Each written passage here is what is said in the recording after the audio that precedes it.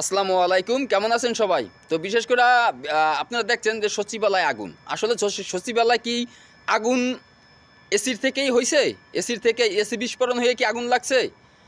আর AC বিস্ফোরণ হয়েও যদি আগুন লাগে তাহলে সেখানে সমন্বয়ক হাসিব কিভাবে গেল?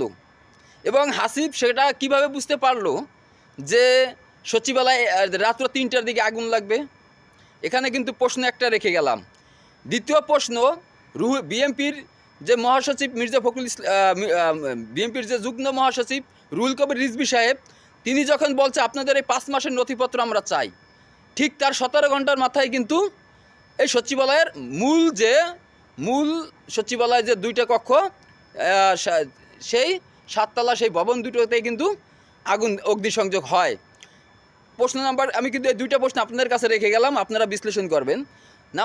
প্রশ্ন ৩, যেই সচিবালয় আপনার যদি পাস না থাকে আপনি কখনোই সেই কক্ষে প্রবেশ করতে পারবেন না, এই একটা জিনিস মাথায় রাখবেন।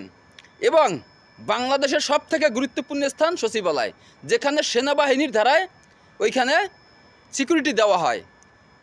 তাহলে সেনাবাহিনীর এবং যে আনসার ব্যাটালিয়নকে ওভারটেক করে পার করে এই ৩ ধরনের নিরাপত্তা পার হয়ে সেখানে গিয়ে আগুন ধরানো, এটা একমাত্রই সমন্বয়ক এবং এই উপদেষ্টাদের সবথেকে কাছের যে ব্যক্তি আছে তাদের কাজ। আশা করি বুঝতে পারবেন এবং ওই আশেপাশের সিসি ক্যামেরা চেক করলেই পেয়ে যাবে সর্বশেষ কে বের হয়েছিল এবং রাত কয়টার সময় কার আনাগোনা বেশি ছিল। হাসিব কিভাবে বুঝতে পারলো রাত্র ৩:৩০টার সময় সচিবালয়ে আগুন ধরবে? হাসিব কিভাবে বুঝতে পারলো? এটাই কিন্তু আরও একটা প্রশ্ন আপনাদের কাছে রেখে গেলাম। তো প্রশ্নগুলো আপনাদের কাছে রেখে গেলাম। আপনাদের দেশ, আপনাদেরও দেশ, আমারও দেশ, দেশ আমাদের সবার। কিন্তু এই যে পাকিস্তানির প্রেতাত্মা, এই ২৪-এর নব্য রাজাকার, এদের কাছে কিন্তু আমাদের দেশের কোনো মূল্য নাই। একটা কথা মনে রাখবেন, তারা মনে করে তাদের বাবার দেশ ছিল, আবার তাদের বাবাদেরকে পাকিস্তান থেকে এনে আবার বাংলাদেশে বসাবেই। কিন্তু এটা বাংলার জনগণ কখনোই মানবে না। কেননা বাংলাদেশের ক্ষেত্রে সবাই একমত পোষণ করে। বাংলাদেশ আমাদের হৃদয়ের দেশ, হৃদয়ে গাঁথা দেশ।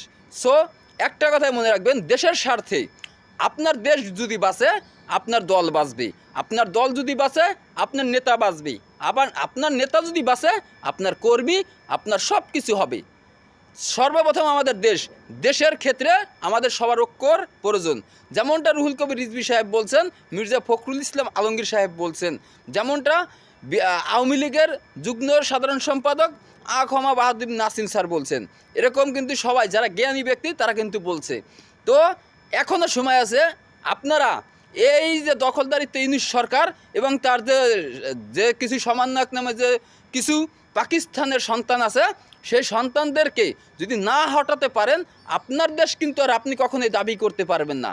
সেটা খুব শীঘ্রই বাংলাদেশটাকে আবার পাকিস্তানে রূপান্তরিত করবে। সবাই ভালো থাকবেন, সুস্থ থাকবেন। যদি আমার ভিডিওটি আপনার ভালো লেগে থাকে অবশ্যই একটি শেয়ার করে যাবেন।